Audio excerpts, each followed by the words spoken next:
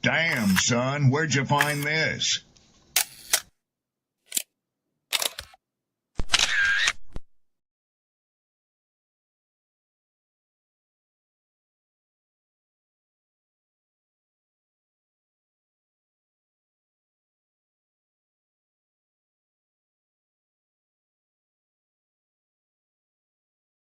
Who taught you to hate the texture of your hair?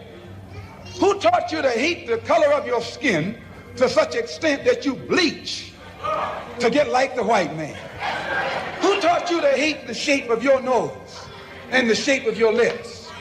Who taught you to hate yourself from the top of your head to the soles of your feet?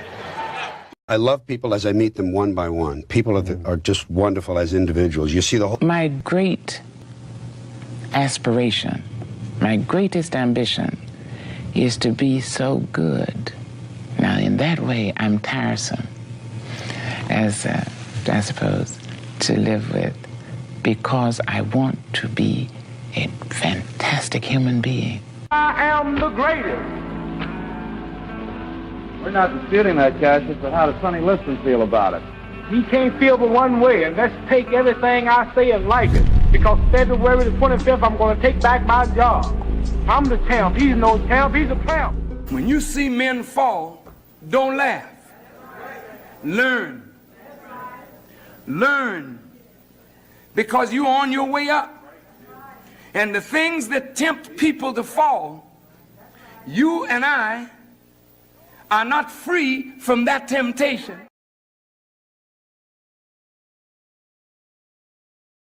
Mantra, slave song, slave ship, rip skin, made me rip bones. But no matter how close my ancestors speak, they tell me they're tired of them praying on us like we're weak. I haven't been getting sleep, longing to sing until I surpass peak, until they think we are equal. Please, all I want is peace. My ancestors beat drums until their palms would bleed, begging that generations remember our story.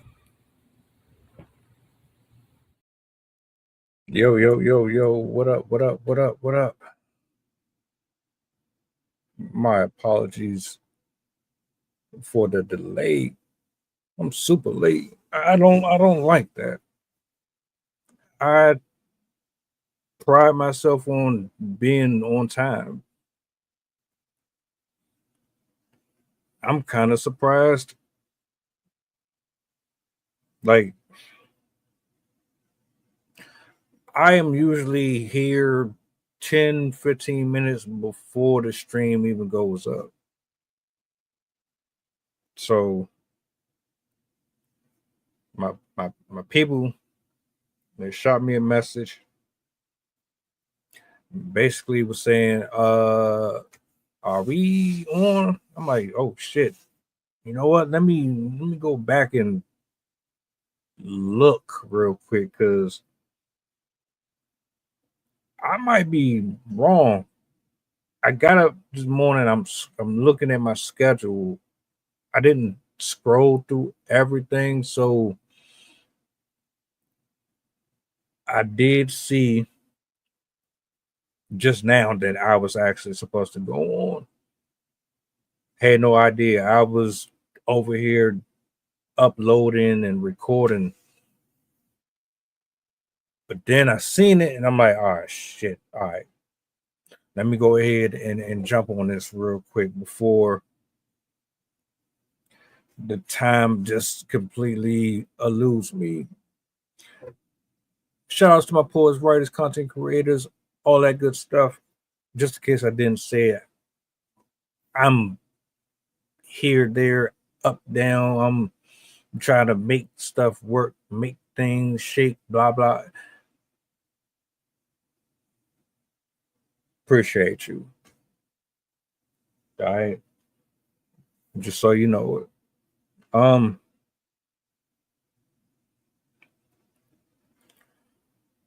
I won't hold y'all up too long. Not here. I will be back later on. This was something that I wanted to address really quick. Right now in the state of these here United States,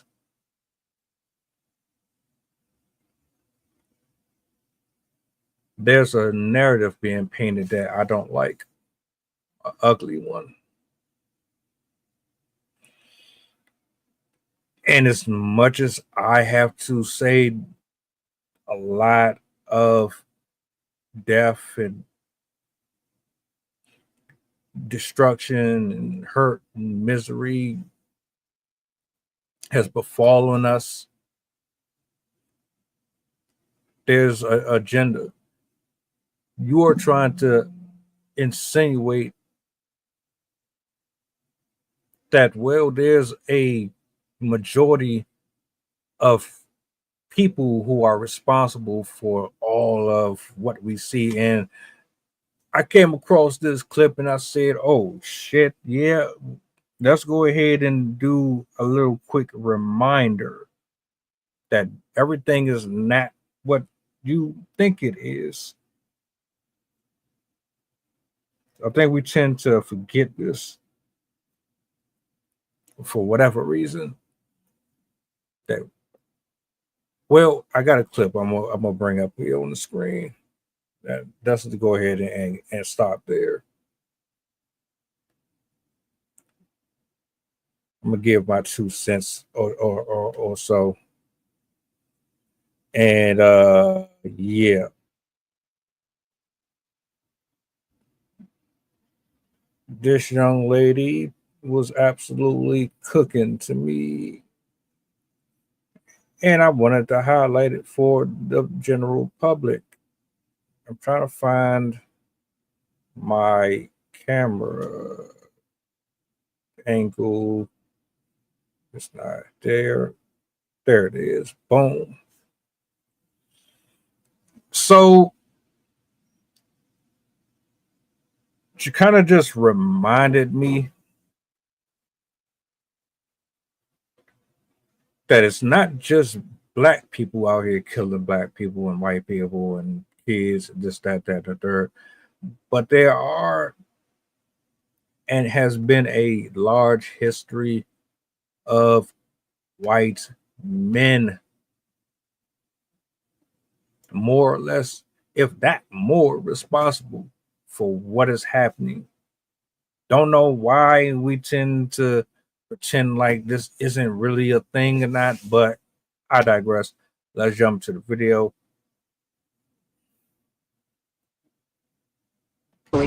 This is the man who shot Trump.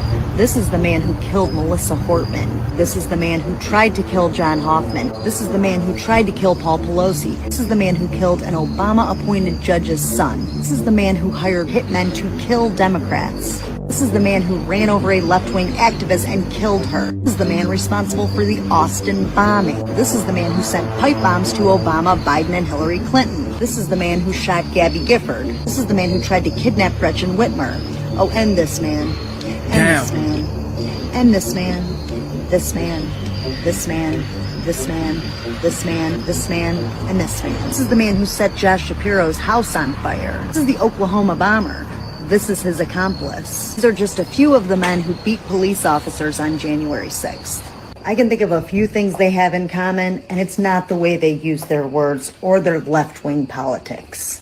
2. Killed 10 black people in a Buffalo grocery store. His motive was, quote, to prevent the elimination of the white race. The El Paso Walmart shooter, he shot 45 people, killing 23. He thought he was acting at the request of President Trump to stop the invasion. He also cited the Great Replacement theory. The neo-Schmatzi who killed 9 people at a black church because he, quote, had to do something. This is the Pittsburgh synagogue shooter. His motive was to stop white genocide. This was the Oregon shooter, released on a manifesto where he went on a lengthy rant about black men. This is the Dollar General shooter. His motive was a hatred for black people. Despite previously being involuntarily committed, he was still able to legally purchase the weapon. Florida. This is the Oxford school shooter. His parents gave him a 9mm for an early Christmas gift when he was 15 years old. They were so excited they just couldn't wait till Christmas. This is the FedEx shooter. Police found that he was viewing not like propaganda online, and that he wanted to demonstrate his masculinity. The man went on a shooting spree in Atlanta, killed 8 people, 6 of whom were Asian women. This was the Dayton mass shooter, shot 17 people, killing 9, including his sister, who previously suspended from school for having hit lists and grape lists. The Santa Fe school shooter, one of his victims rejected his romantic advances. This is the Thousand Oaks shooting. This is the Parkland shooter, Sutherland Springs shooter, Las Vegas shooter, the Sandy Hook shooter. This is the Aurora Theater shooter. He had an obsession with killing and chose the weapon that would allow for the maximum amount of casualties. These, of course, are the Columbine shooters. The Chardon school shooter, who was upset that his ex-girlfriend had a new boyfriend. The Georgia school shooter, he is not transgender, no matter how many right-wing AI-generated memes tell you so. Father gave him an AR for Christmas when he was 14.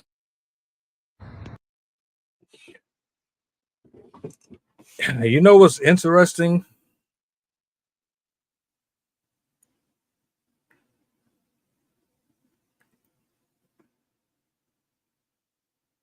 Me personally, and I'm gonna send you a link here in a second. I'm gonna end up running this whole clip back, but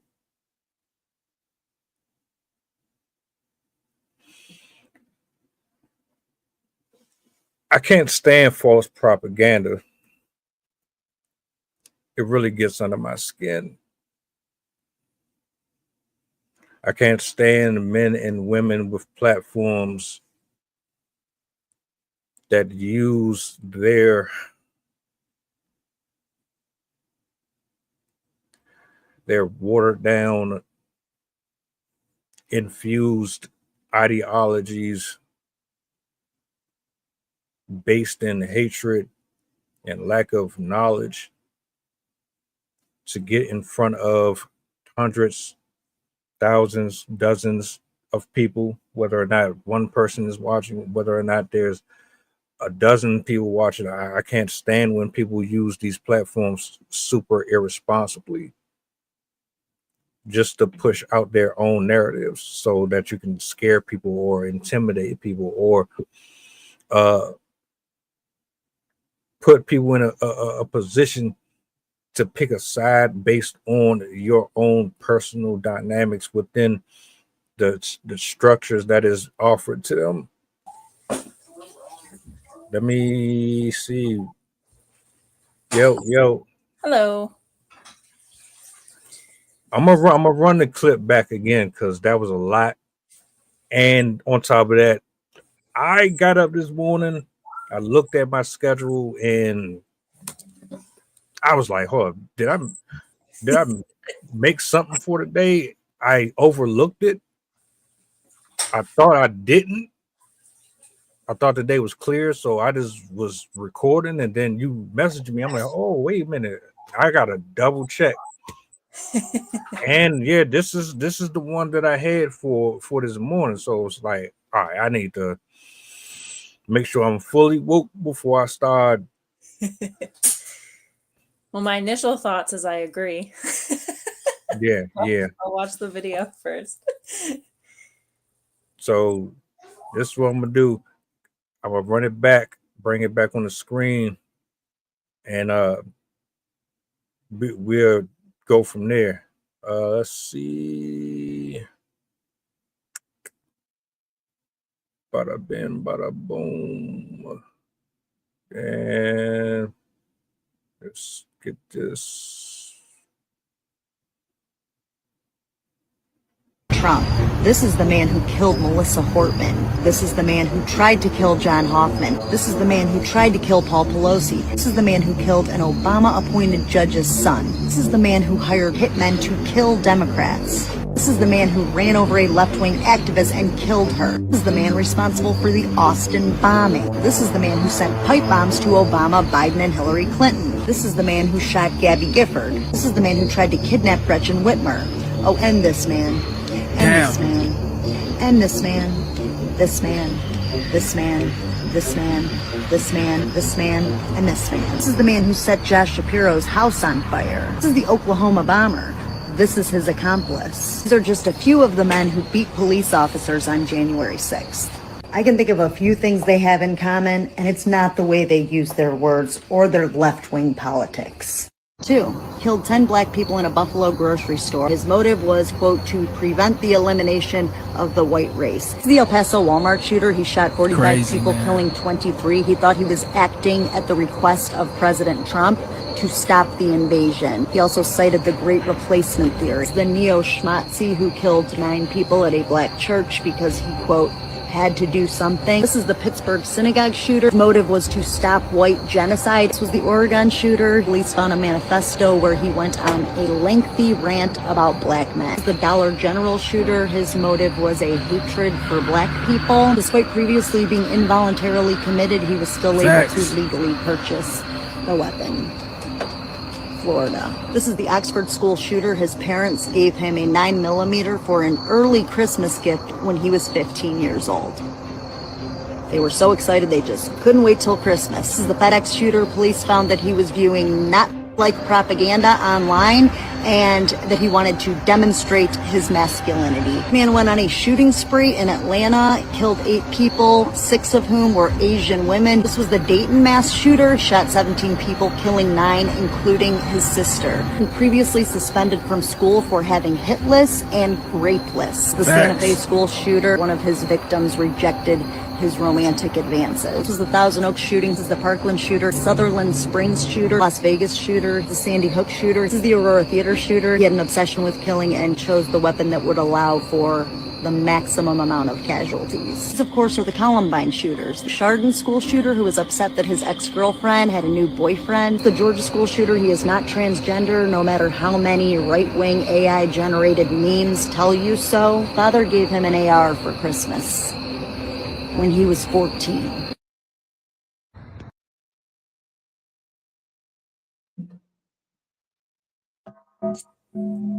Definitely knew all the statistics, but it is very jarring and sad. Like there's a lot of words I could use to just seeing them all back to back to back to back. Like, and also just the number of them as well. Like in general, just the number of mass shooters that we've had in the last, like, this was all within what, 20 years, 30 years. Yeah, having all of those side by side and was just,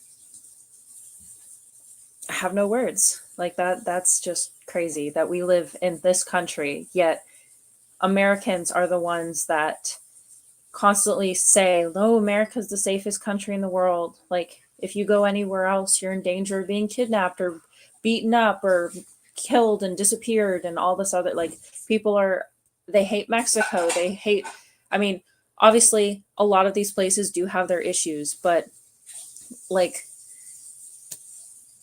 this is the place that people say is the safest. And we're having schools and movie theaters and churches and parking lots and supermarkets and gas stations and any, you name it, there's been a mass shooting there. It's just, it's also frustrating to know that people don't care enough to want to do something about it in the way that would actually be effective. Like, they're so resistant to banning guns, or at least they're resistant to allowing Democrats to ban guns. Yet the Republicans now are compiling their own list of gun owners, which a lot of people are suspecting means that they're planning to start taking away people's rights to have weapons.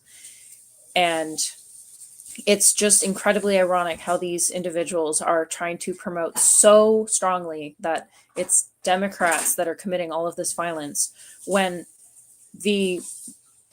if I remember correctly, pretty much all of those people were right-wing in some way. And they still want to promote this lie that Democrats are the ones who are violent. There was also one that was brought to my attention recently during the No Kings protest this weekend. Over 7 million Americans participated in these marches. Obviously, the majority of them were leftist or kind of in the middle, or they could have even been converted right. Out of that, there was only one episode of violence, only one shooting, and it was done by a MAGA individual who was mad that they were protesting. So even when we have 7 million of us walking the streets angry at what our government is doing to us and to our country, the only people that were violent were people who voted for him. And I keep comparing it to, we had, as I said, 7 million people, no looting, no violence. People weren't breaking windows. People weren't defecating on the ground. Yet we had just 2,000 of their supporters break into the most secure and basically honored buildings in the United States that has been here since what, the early 1800s or late 1700s, and is a symbol of our country. They broke in, they defiled the wall, they graffitied, people were using the restroom on the floor, they were violent towards the police officers, and many of them were carrying weapons. And somehow they're the most violent individuals. I mean, somehow we're the most violent individuals. I hate,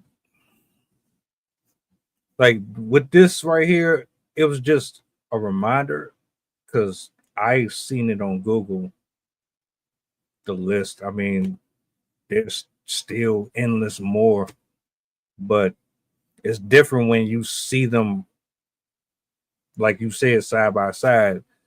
One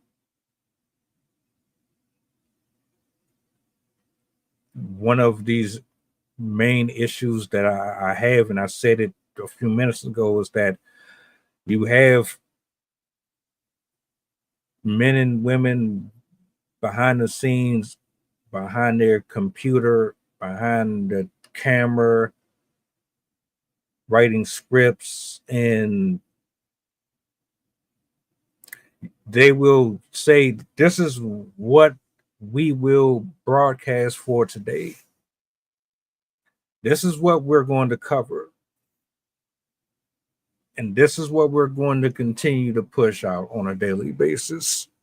You don't even, I can understand if we had a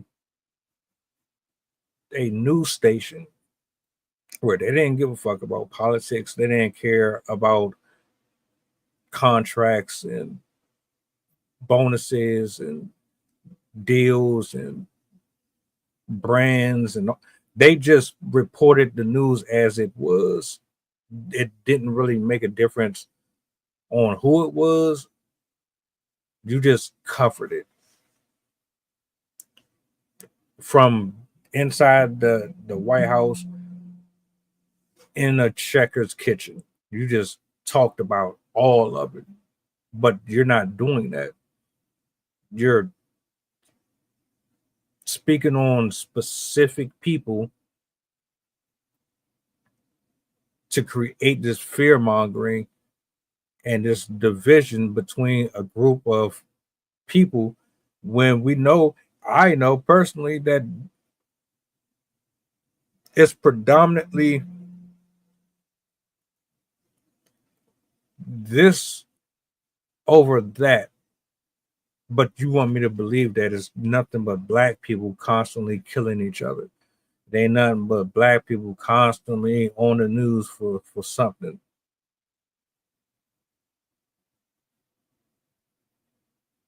But this is not the truth. As a matter of fact, that's the furthest from it. So when I seen that video, I was thinking to myself, first of all, thank you for reminding me of the country we're in.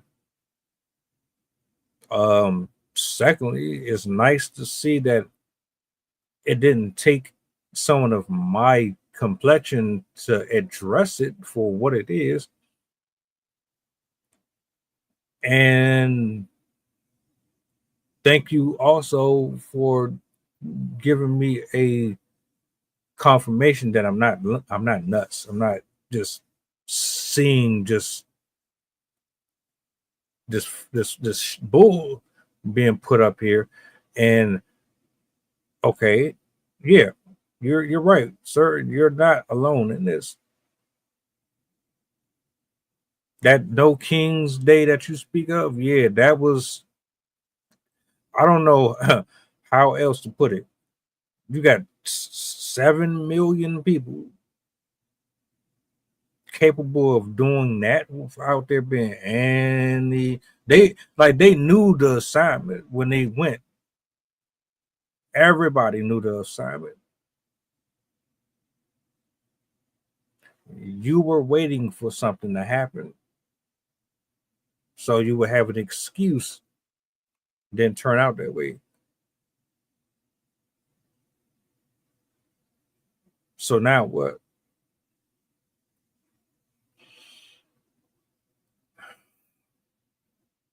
Why do you think that our programming is the way it is? Why they want to paint this narrative to be something that it really isn't?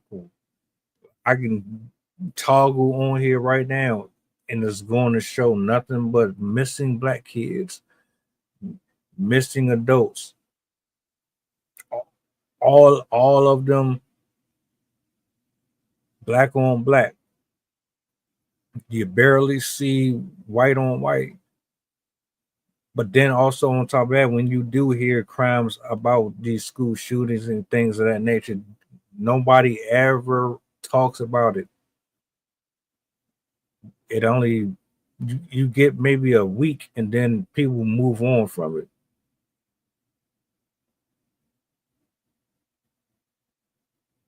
The level of ignorance in our country is crazy.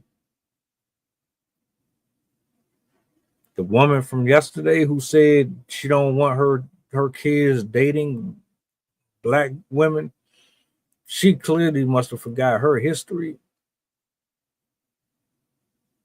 Or she just conveniently forgets, oh, yeah, there are people out here that crash out and shoot their own race of a other, like, come on, what are we doing?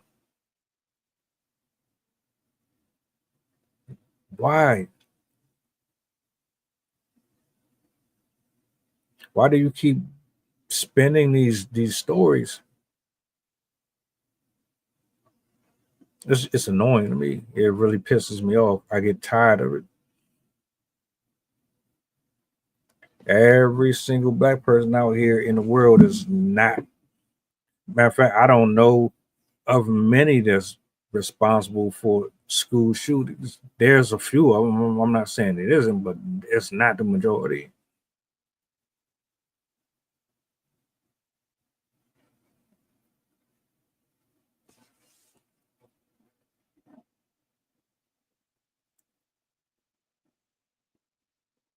I give her a good, I give her flowers. I know a lot of people came for her. 21% of mass public shootings were committed by Black Americans, but that's from 1966 to 2024.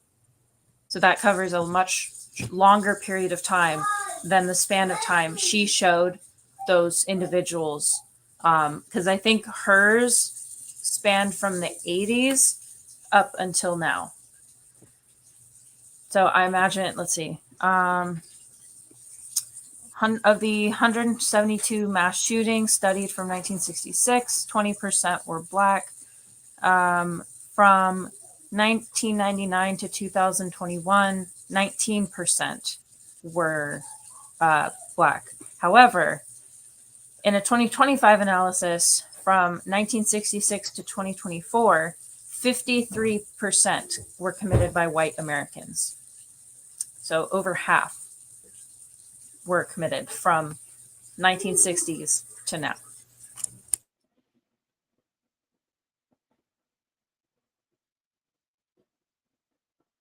You wouldn't know that if you didn't do the research for it. I mean, the way they talk about it on the news and on Instagram, Facebook, and all these other apps, you would think that this was just primarily black people. But let's say you didn't even do the research and dug. Common sense. Now, I know they cherry pick what they want to cover based on what's going to get them the most ratings. I get that. But, I mean, come on, y'all. You live in some of these areas. Your family live in these areas. I bet that it's more likely. Matter of fact, let me rephrase that. I think the snitch code is universal. I think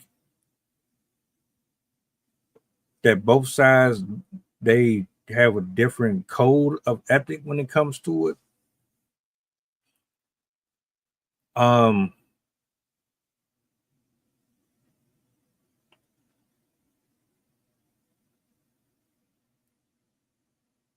don't know. It's just weird. If a white kid kills children and kills his girlfriend, it was a crime of passion. Black kid or guy kills his family, it's an abomination. It's not right either way. You're going to cover one thing, cover all of it. Talk about all of it. Don't just spend 80, 90% of the week speaking on a group of folks and not the rest. Stop it.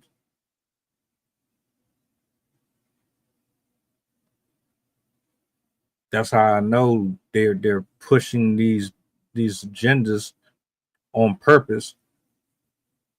But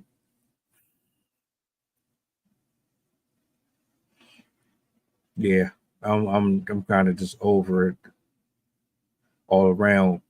Everybody kills. Everybody has the potential to kill. I should have said it's not just one group.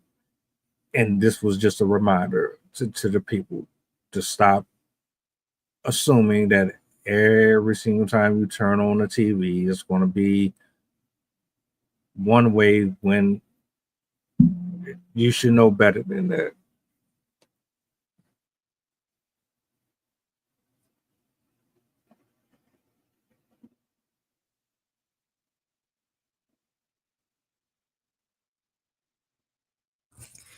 When I first saw the title, I initially thought that this was going to be like, I didn't realize it was just going to be shootings. And because of my background, I immediately thought that it was going to refer to all types of crimes, including environmental crimes.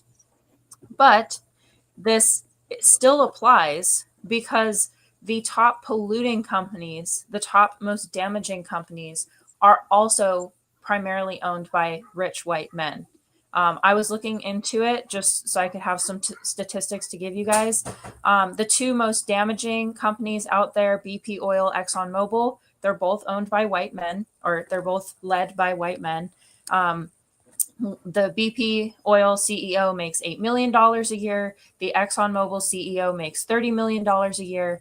The Nestle Corporation is also responsible for a tremendous amount of pollution, particularly water pollution and output of like physical pollution as well, plastics and stuff.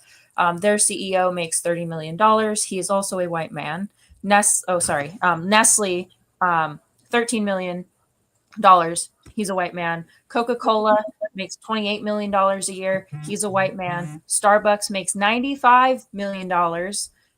He is also a white man.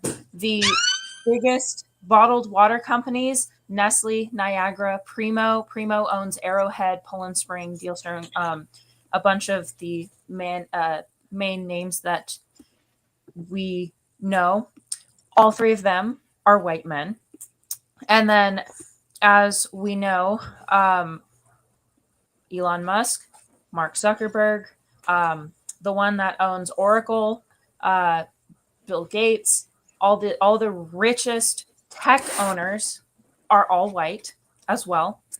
So this does not just, it's not just limited to physical violence, but violence against people, like economic violence, environmental violence, and all of the types of things that they do with their companies to pay for political people that are not supportive of actual human beings and want nothing more than to just gain more and more money. I'm pretty sure the top 10 richest men in the world, richest people in the world, are mostly men. Let's see. Top 10 richest people in the world.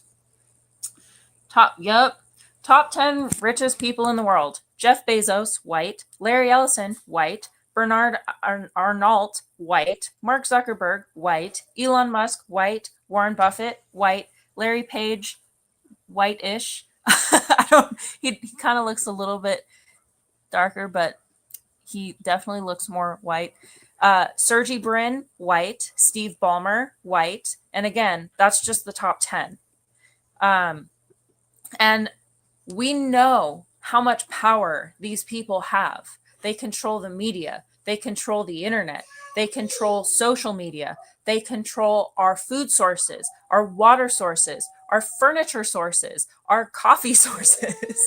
Like, they own everything.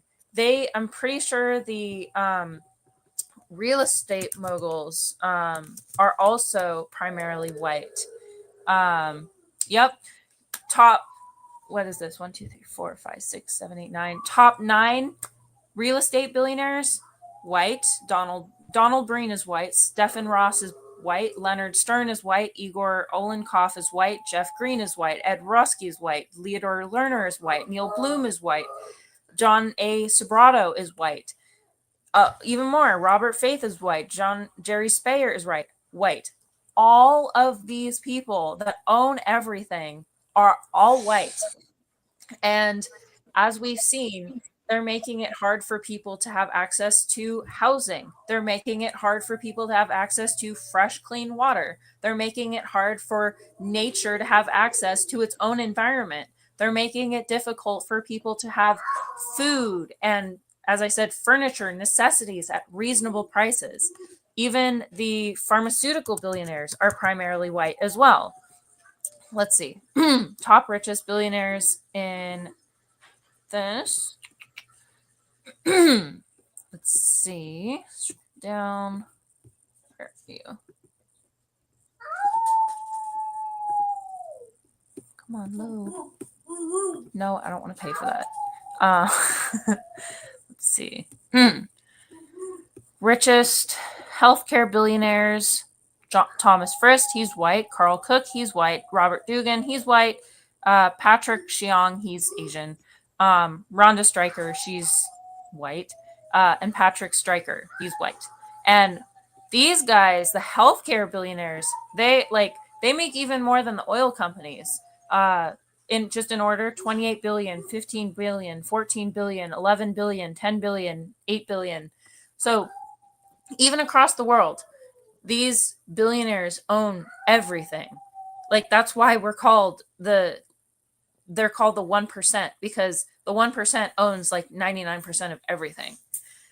So this extends to the invisible violence, the type of things that we don't really consider because we don't see it happening in real time.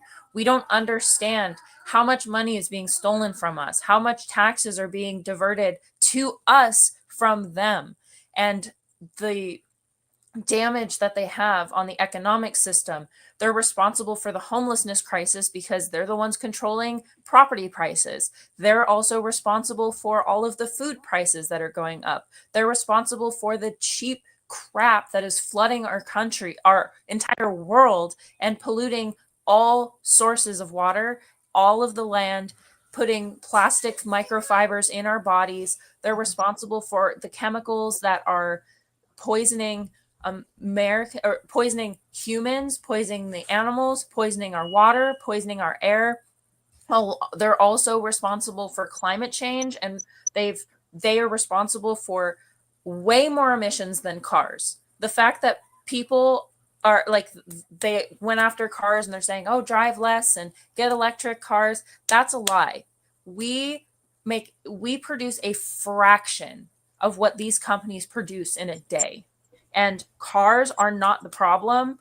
Our activities are not the problem. It's these companies. One company alone, I believe it's ExxonMobil. It's either Exxon or BP. It could also be Nestle. But one of them produces as much carbon as all people in the United States do in a year. And they do that in a couple days. So the type of damage that we're seeing in general to our world, to ourselves, is primarily allowed by white individuals, because they're the ones that own these companies. They're the ones that are making money off of these companies. And therefore, they're trying to preserve what these companies do. They're greenwashing to make it seem like they're better than they actually are. They hide things. Like Volkswagen got in trouble because they were manipulating the systems in their car to lie about how much emissions that they were producing. We have companies like IKEA and Target and Starbucks that claim that they're eco-friendly, yet they produce some of a tremendous amount of trash in comparison to what we produce. And they also are forcing us to consume it as well because of the way that they combine companies to make us rely on these people. Like, anybody can understand how hard it would be to, like, most people are never going to go to mom and pop shops anymore. Most people in their lives have been to Walmart, have been to Target, have been to Starbucks, have gone to a gas station. All of these places are some of the worst polluters on the planet in history. And they do more of this in the last 20 years than we've done in our entire lifetime. One of my favorite quotes is that if you take the entire life of the world into a 24-hour clock, dinosaurs died at 11:45 p.m. before midnight. And humans showed up about, I think it was a minute or 2 minutes before midnight. And the pollution that is contributing to climate change has only been around for a fraction of a second. So if the world existed in just a day, we've done all of this damage right before it ticks to midnight.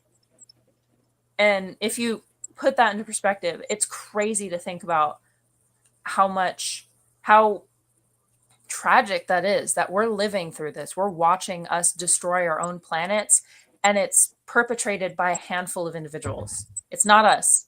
They're the ones that are making us rely on those systems, and they make us think that it's our fault, because if they can shift the burden to us, it allows them to get away with it and shift the eyes away from them, and making us realize that if we cut them off, we can actually prevent a lot of this damage. But they don't want that because they want their money.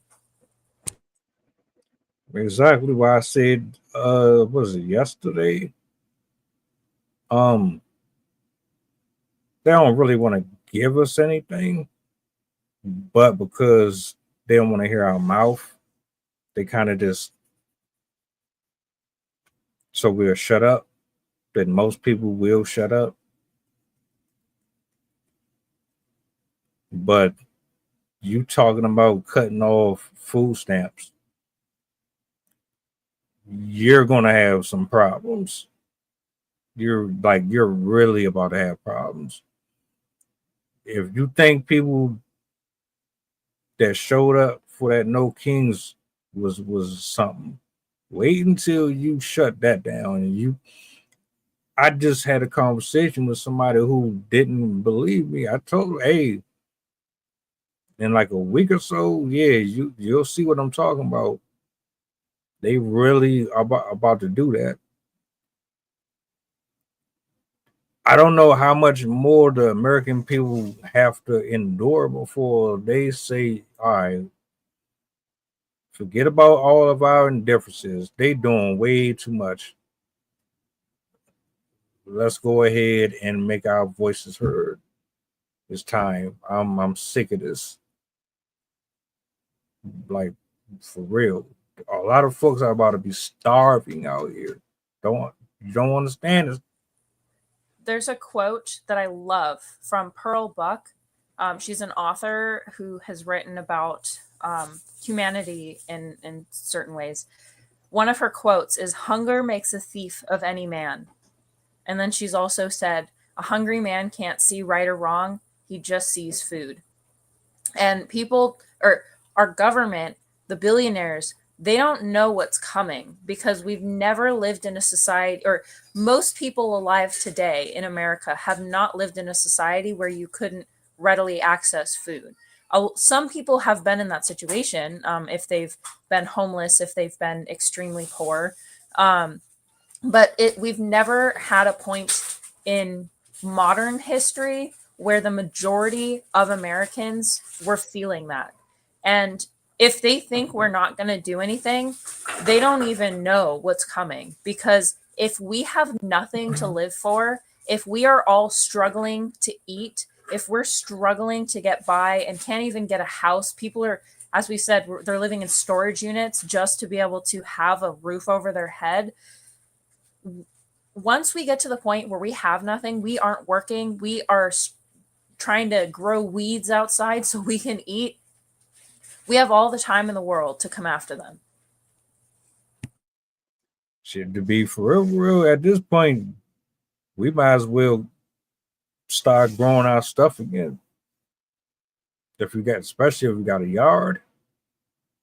Like, I would highly suggest people just get all them weeds out, get all that, and start growing your own stuff. That's how it was once upon a time. Go back to it. It might take a little more work, and you ain't swiping a card, but you will be more appreciative of it, and you're going to definitely save a lot of money. Just it's time to find ways to counter the measures that they are implementing on the people.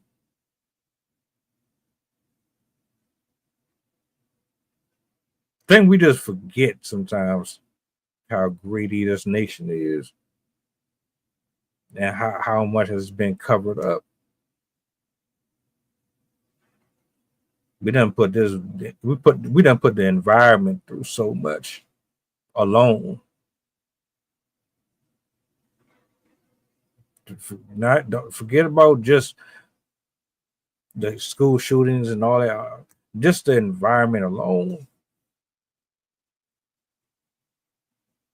What was a few weeks back with that trash that was in the ocean and something? Microplastics. Yeah. Like, we have taken a toll on this earth. Not to mention, we can't neglect the link between environmental violence and human violence, because with environmental damage, you have food issues, food insecurity, because when you have these extreme climate swings, what you see is the normal becomes more extreme on both ends. So it's one of the misnomers is that global warming is just going to make everything hotter, but it's not true, because of the way that the water in the atmosphere, the way that temperatures in the atmosphere have to bounce back and forth, and they swing back and forth based on whether there's low and high pressure systems. Because if you have high pressure systems, that basically is because the heat is rising up, and that causes the formation of clouds. Where you have low pressure systems, that's when you have really calm weather, but it gets really cold, or colder than it would, depending on how long that low pressure system lasts or how long the high pressure system lasts. And so with climate change, it increases the fluctuations between high pressure and low pressure. And so instead of having mild winter with some rain, and then you have your summer with some heat, you're going to have hot summers, hot, dry summers with no rain. While other people in other areas during their summers are going to have thunderstorm after thunderstorm, tornadoes, hurricanes, massive rain events. And then you'll swing back to winter. And so the people that are in high precipitation areas, they're going to have feet of snow for weeks on end. And then, I mean, this is getting to be the worst case scenario. Right now, we're still kind of in the like 1 year on, 1 year off, where some of the years are bad, some of the years are a little bit fine. But as we get further into this damage, we're going to be seeing, like, no matter where you live, your winters are going to be excruciatingly cold, and you're either going to have like years of drought, or you're going to have rain all the time, and you're going to be hit with flooding, massive events that no one in history has seen. And you could literally fluctuate between having drought and then over the winter you flood everything. And the other issue with that is when you have drought, then rain, drought, then rain.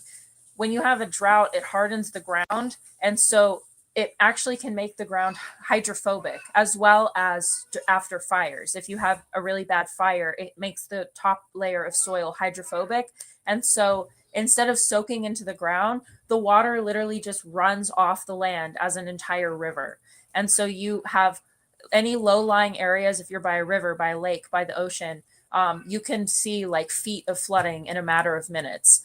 We saw that happen in Texas over the summer, or like a couple months ago. I think it was August maybe, where overnight, like in a matter of hours, I think it was like less than 5 hours, some areas got 30 feet of water because all of that rain was washing into the river all at once. And this is the type of thing that we're going to see, because now weather events are going to get sandwiched into smaller and smaller moments of time. Like we saw with Hurricane Helene, in 12 hours, they got about, I think it was like 5 years worth of rain in one sitting. That happened in California too, where we had a drought and then we had a rainstorm that brought like a decade's worth of rain in a couple days. One time, this wasn't in our lifetime, but in it was 1911. No, why am I forgetting the date? 17. It was 1811. We had in California a massive storm that lasted about 3 weeks, and the entire Central Valley was filled with 10 to 30 feet of water. And this is the type of future that we can expect regularly. But with the fluctuation, like with all of this, when you have the extreme droughts, when you have these flooding events, farmlands are going to be decimated. You're going to have certain areas that are going to be completely wiped out. You have farmlands that are submerged. Those foods are no longer good, especially because it causes them to rot, even when if it dries out. And then obviously, sometimes it'll literally just like wipe the soil off the face of the earth in that location. And so obviously your crops are going to be gone. Also, with floodings and with fires, when those run through, it contaminates the soil. It leaves heavy metals, it leaves chemicals, it leaves glass, it leaves broken like trash, plastic trash, even human remains. Like it'll leave behind a bunch of stuff that makes the ground unusable for a long time, if not forever. There's certain areas in Pennsylvania, in Virginia, in was it Indiana and Illinois? A lot of areas really, where they've had major floods, they've had major fires, and people are not able to move back there because the chemical damage is so severe and the nutrient deficiency is so severe. Additionally, when you have these types of events, people lose their homes, people lose their stuff, people lose their lives. And when you have people that lose their home in a time where it's already hard for anyone to get a home, you're going to have massive numbers of people turning up homeless all at the same time. I believe like over 1,000 people were made homeless just with the fires in California in 2023, for the 1 year Malibu. And only, I think it was like 7% of them were actually granted access to their original properties and were told they could move back there. And the majority of that land was bought up by corporations, the rest of that land.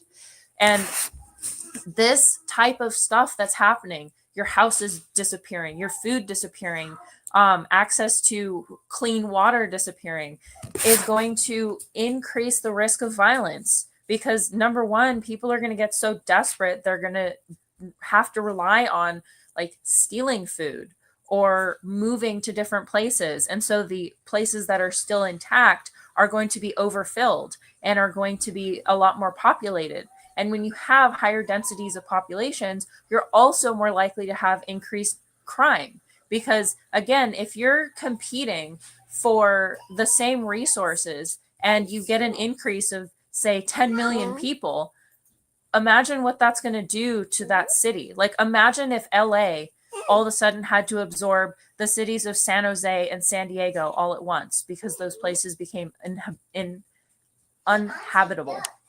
That would cause so much turmoil because, one, you'd have groups of people having to merge in with other groups of people that don't want them there.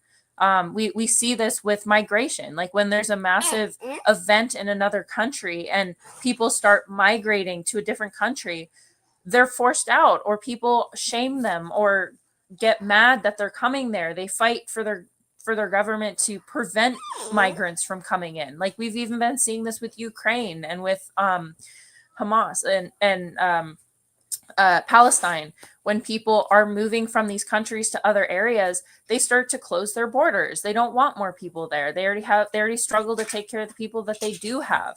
And so we're going to see more wars. We're going to see more infighting in communities. We're going to see more crimes of desperation, carjackings, stealing, like pickpocketing, breaking and entering, all that type of stuff that we can see. Not to mention, you're also going to have an increase in illnesses because the exposure to all those chemicals, the post-traumatic issues. You're also more likely to get sick if you're exposed to tainted soils, because the floods will bring in bacteria, will bring in funguses, will bring in mold. The fires will cause, even for people that live out of the range of the fire, the smoke causes a lot of damage to the lungs. And right now, even in LA without fires going on, living in LA, in downtown LA, is the equivalent of smoking one cigarette a day, or a pack of cigarettes a day, because the pollution is so bad. Over the summer in the Midwest around Illinois, Indiana, I think it went down to like Kentucky, their air quality, this especially happens with low pressure systems because it prevents the air from like moving out elsewhere. It was so bad that they had to put out an alert to people it wasn't even like, oh, be cautious. It was like, if you're old or young or you have a health condition, do not go outside. You will die. And they had to put out an emergency alert to people for, I think it lasted like 2 or 3 days, where it was literally deadly for people with fragile lungs or fragile hearts to go outside. And this is going to also happen more frequently. So imagine the type of duress that people are going to be under. And we all know how people act when they're stressed out. This is not going to improve as time goes on unless we start to actually do something about it and start to adapt. So this is all to say, with the environmental damage, we can also expect our own lives to be impacted by violence from other people. It's not just hurricanes, tornadoes, flooding that we have to worry about, fires. It's other people as well. So that's something to keep in mind. A lot of people like to separate violence from the environment, from our mental health, from our health, but they're all interconnected. Our health is affected when we're exposed to violence. Our health is affected when we're exposed to environmental damage, and our communities, our cohesiveness as a society is also impacted by violence and environmental damage. And so they all really create their own feedback loops where the worse one gets, the worse the other ones are also going to get. I swear, I thought we already knew this. I mean, I don't have your brain, but I have eyes and I have ears, and I'm a very observant person. For years and years and years, you can see it. It's no different than watching the leaves change and transition through the seasons from being exuberant and green and flush to them starting to slowly decay, going from bright, dark green to tinge to orange to red to yellow to brown. That's the timeline that I got in my head when I'm listening to the politics. I'm listening to these businessmen and these businesswomen, blah, blah, blah, blah, blah, blah, blah, looking at their device, reading off of the phone, whatever they like.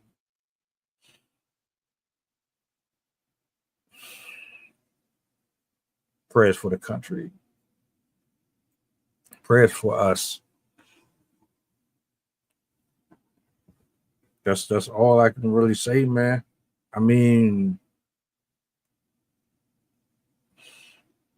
in a perfect world, the neighborhood would smell like apples and oranges and like that scent of fresh greens, fresh cut. Just, oh man, I know there's still places like that, but you smell nothing but gas emissions and smoke and just, it's not, just thinking about it got me hungry, for real, for real. Oh man. SM, what's going on? We just don't care enough. We do and we don't.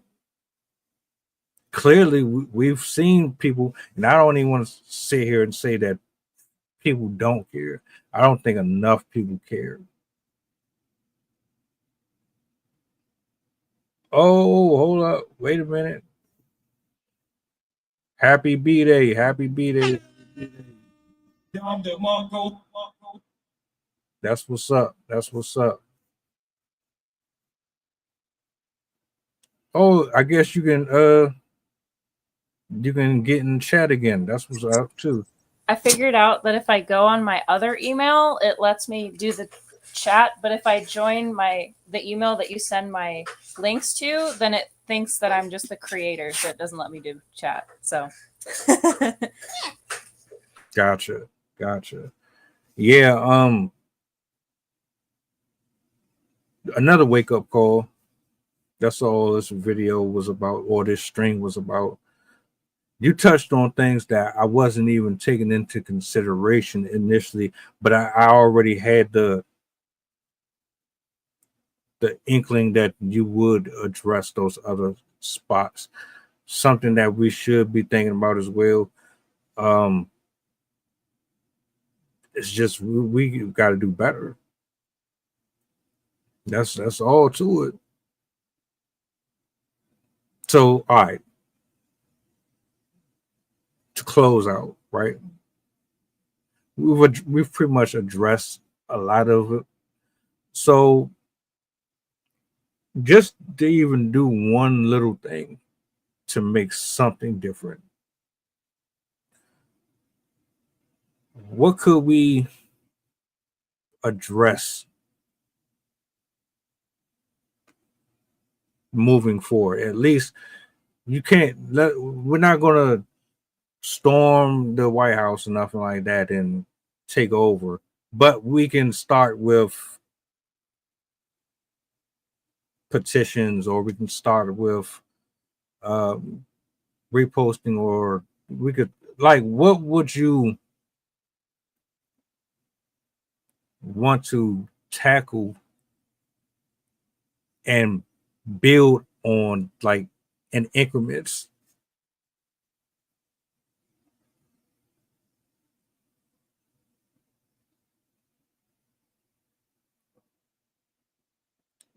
$47. Hey, we all accept gifts. Guess what? You got the gift of life. You got the gift of life. I'm gonna tell you, I ain't got a single thing for my birthday since I was 16 years old. I don't even think, do people even still do things? Maybe it's just me. I haven't done anything for my birthday in years. It's just it's my birthday, but it's just like another day. I'm grateful that I woke up, but I'm not expecting anything. I don't even advertise my birthday. Like, unless you follow me on Facebook or something and the calendar says it, you wouldn't know.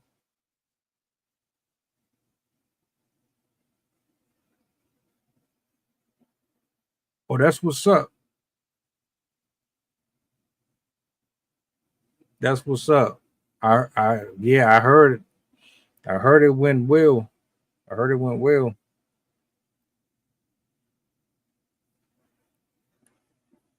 But yeah, a lot of food for thought. I appreciate you, SM, for pulling up. We'll be back later on.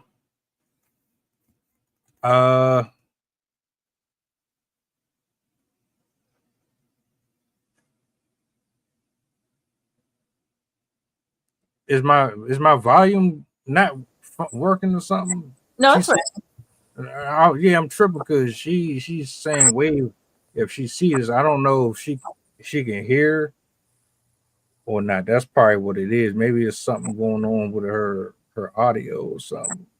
Yeah. But yeah, look into some petitions. Look into what you can do in your community to make your voice heard a little bit more. Mm-hmm. I would suggest, at least,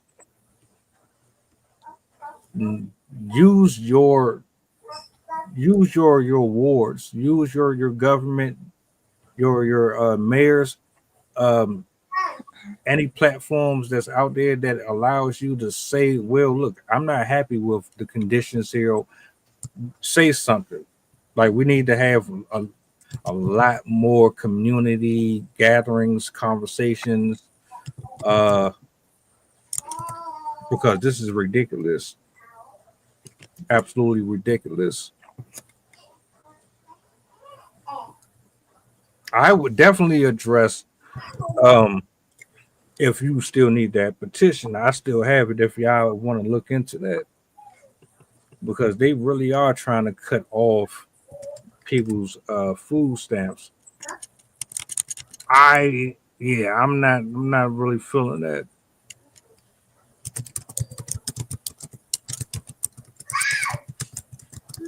I hope you have a great birthday.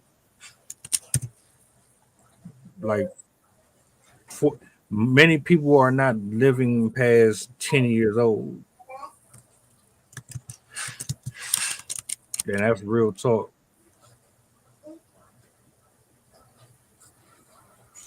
Yeah. To add to what you said, finding your community is a huge component, because one of the lies that these companies have taught us, and again, this also would help with the other issue, the issue of violence. Finding your community is a great way to find self-reliance again. Because as I said, these companies have tricked us into thinking that we need to be satiated, we need to be happy and content, and we need to embrace greed, essentially, to be happy. And that is simply not true. We don't need them. We don't need to rely on them. We don't have to wait for these rich people to give us what they think that we want. We have been here for thousands upon thousands of years, and we got here by working together. We lived in tribes, we lived in small little communities in tiny little towns.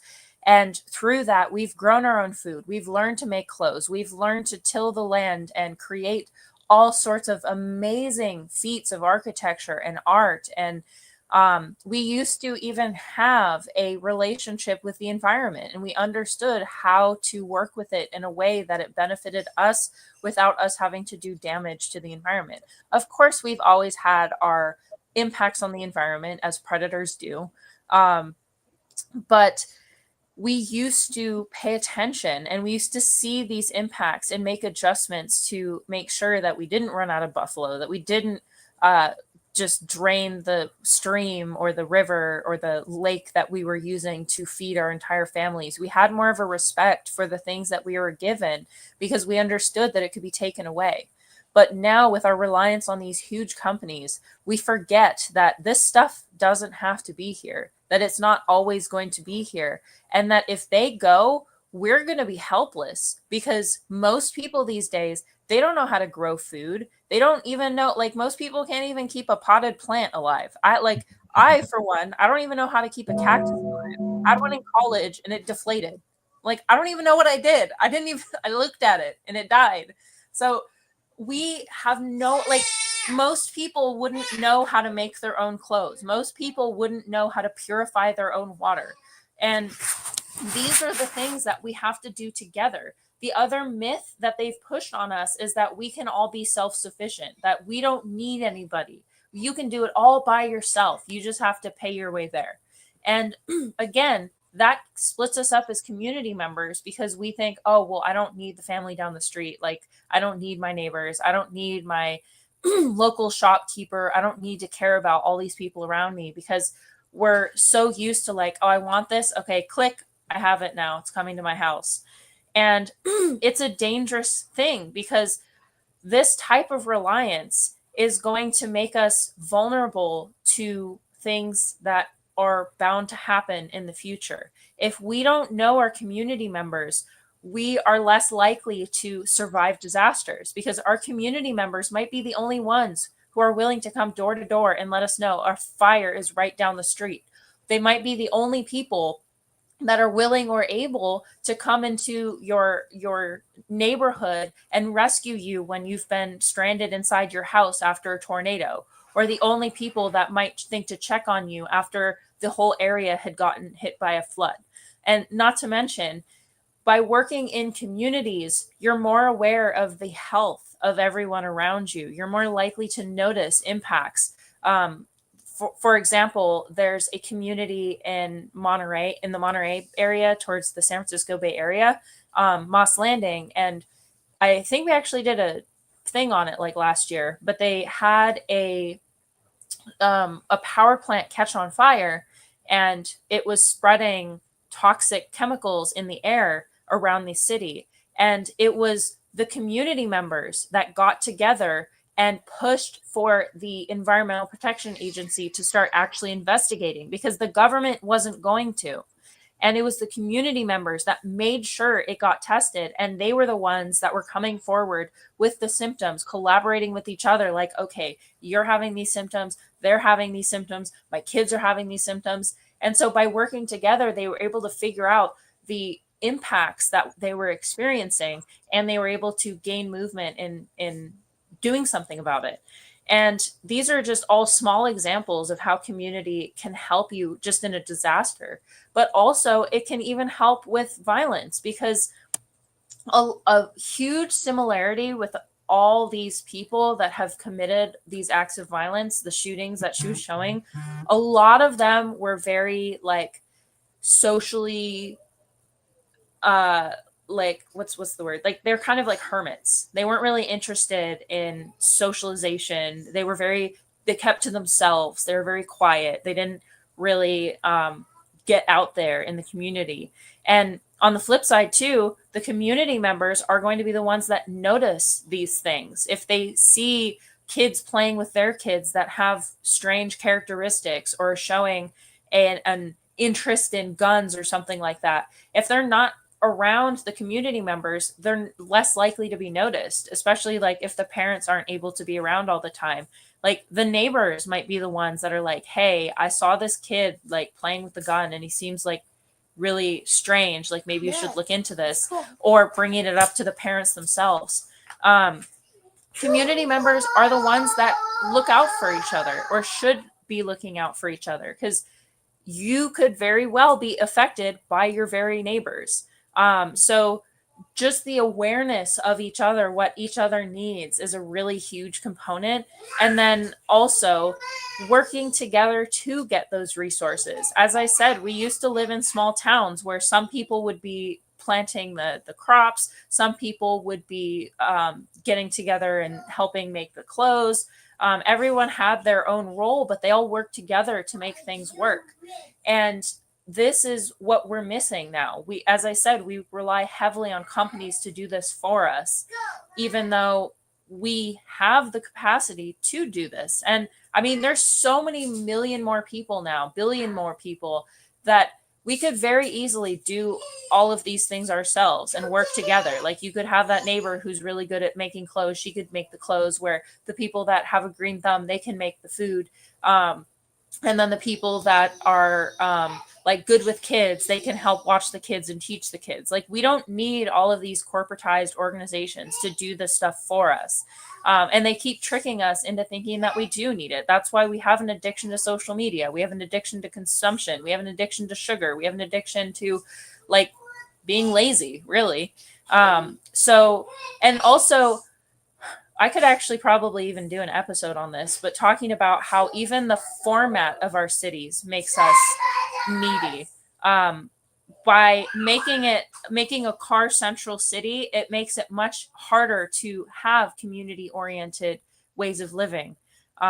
So yeah, having community is super important for our mental health, for our physical health, for our environmental health, and just to get rid of our reliance on these huge companies that want nothing more than our money and to destroy our civilization so they can have their rich, fancy mansion and whatnot. I also have a poem that I can end with if you'd like, but I wanted to let you respond too. Oh, no, you got it. You got it. I'm gonna let you close out with that.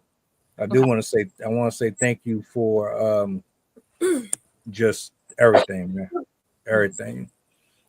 The wise words, for dropping these gems. And salutes to everybody. Happy birthday again, SM. To answer your question, what I mean was I didn't know that you use your channel, like your YouTube channel. But you said you possibly was gonna go live. I didn't. I might have to check that out. So if you do decide to, I'll pull up. You know what I'm saying? That's all I meant. But yeah, I'm gonna turn it over to you. I'm gonna let you close this out. And yeah, I'll see you guys later this evening. Hold on. Also, I'll talk to you tomorrow I'll talk to you today about the topic for tomorrow. We could even do the car-centric cities since I just brought it up. Gotcha. Okay. So this poem is called "Oh God, the Humans." Oh humans, the mightiest to adapt with mind, yet gaining vices and victims through fire, through tools, and through tech, gaining our power through invention and responsibilities that we pass on to others. The supposed champion of the secret societies, of civility, of compassion, yet the model of misplaced maturity. The proclaimed rulers of this finite universe with an infinite reach for immensity, for permanence, for kingly acclaim. We execute our will and our way. We disregard for the neighbors that stay. We strive for environmental domination, societal peakness, ultimate meaning, yet we claim to have replaced the master creator. Instead, we ourselves are only the master manipulator. O humans, blessed with, commanded to, be kind, to love, to accept those less than, yet we demand to be equal to kings as fools.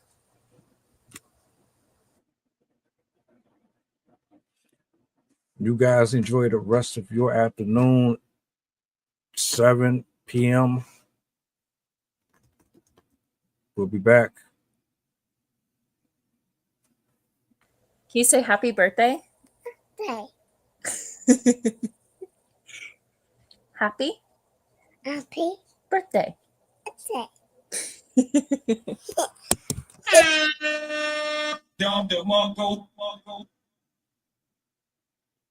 It ain't even my birthday, and that was that made me smile, man.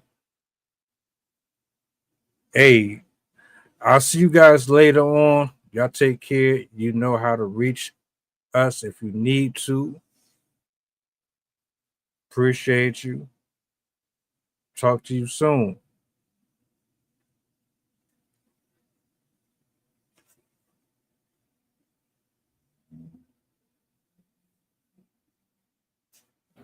Mantra, slave song, slave ship, rip skin, made me rip bones. But no matter how close I, my ancestors speak, they tell me they're tired of the brain on us like we're weak. I haven't been getting sleep.